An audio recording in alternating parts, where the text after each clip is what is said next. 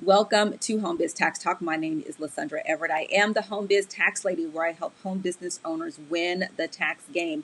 Home Biz Tax Talk airs Monday through Friday, and when you tune into my show, you're going to hear about topics that are important to the home business community. So today is all about the quick and dirty of these stimulus checks, because a lot of tax professionals are getting these questions. A lot of tax professionals are asking the questions. The CARES Act was finally signed on Friday. There is still information that is coming out. There's still clarification on rules. What is the effective date of particular parts of the CARES Act? So there's still a lot more forthcoming. But the question that's on everybody's mind has got everybody jumping out of the woodwork to get those 2018 taxes filed is the stimulus checks. So let's get down to it. And I'm just answering the questions that have been asked the most. There are still lots and lots of questions that are being asked and answered as more legislation and more explanations from the different governmental entities are being pushed out. Okay, so the first is that the stimulus is based on your 2019 tax return if it is filed. If not, it's your 2018 tax return. Okay, so that's why there's the rush to get the 2018 filed. So is this taxable? And the answer is no.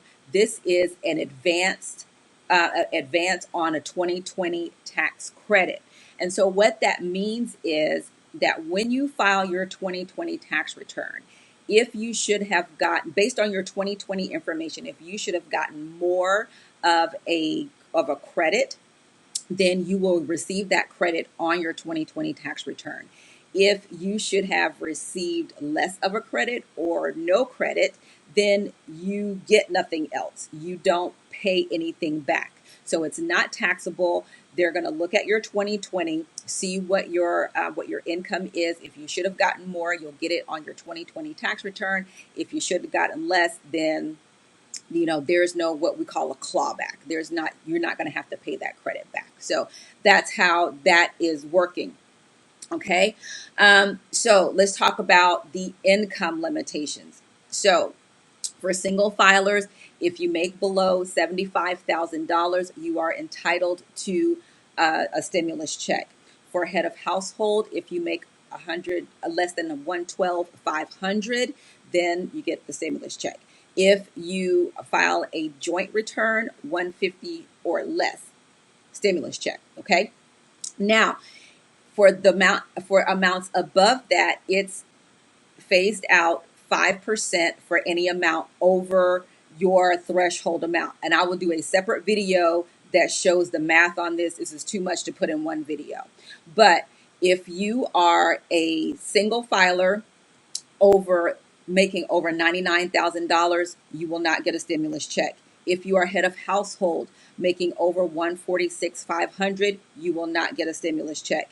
If you are a joint filer and you make over $198,000, then you won't get a stimulus check. Also, I got a lot of questions about. Also for married filing separate, you're treated like single people. That's $75,000, max $9,900. Okay. Now I got a lot of questions about kids. So for the children, if your child has aged out of the child tax credit, meaning that you're 17 or older, you will not get $500 for that dependent. The $500 is for children who are eligible for the child's tax credit. If you also have an adult dependent in your home, there is no credit for them, and they do not receive $1,200 either. So there is no check for those individuals. The next question is when and how. When is the stimulus checks coming out, and how is it being delivered? So according to Secretary Mnuchin, he says to expect approximately 3 weeks. So I'm saying towards the end of April. Okay. And it's going to be delivered by direct deposit based on the information that they have. If there is no direct deposit, then the check will be mailed to your last address. So if your address is not current with the IRS, you need to file a Form 8822. That is to change your address with the IRS. Now, I got questions about if you used bank products when you filed. How is that going to work? I don't know. I don't know. So that is forthcoming. I just really don't have a I don't have a good answer for that. Let me see what else. So also getting a lot of questions about things that are really not related to taxes in base. Okay, so student loans. Yes, there are going to be refunds for student loans for people whose refunds were held because of past due student loans. That's handled through the Department of Education. It is not handled through your tax professional. There are in the stimulus package there are benefits for self-employed people. Self-employed people under certain circumstances will be able to claim unemployment. That is a Department of Labor issue, not a tax pro issue. Like there's nothing we can do with that. So that's going to be handled through the Department of Labor with your state.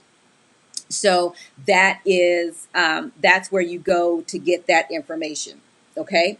Also, the stimulus checks, if you are in arrears for child support, from what I have read, you will not be getting a stimulus check. So, and it's that's just what it is. So, that's the quick and dirty of the stimulus package. Yes, there are lots of companies are coming out with assistance for small businesses to help you stay afloat. You're going to need to have your books in order. You're going to need to have those profit and loss statements ready. This is why I have always told you that a spreadsheet is where you start, is not where you stay. Structured bookkeeping, this is where the benefit of structured bookkeeping really comes in because you already have that information handy. Again, applying for those things, those are not handled through your tax professional. Your tax professional, your bookkeepers and accountants, we're here to help you, but we don't dish out the funds. Okay, that's what I want to make clear. We're not in control of how those funds are dispersed. Those are through various organizations, depending on what type of disbursement it is. So so be looking out for that.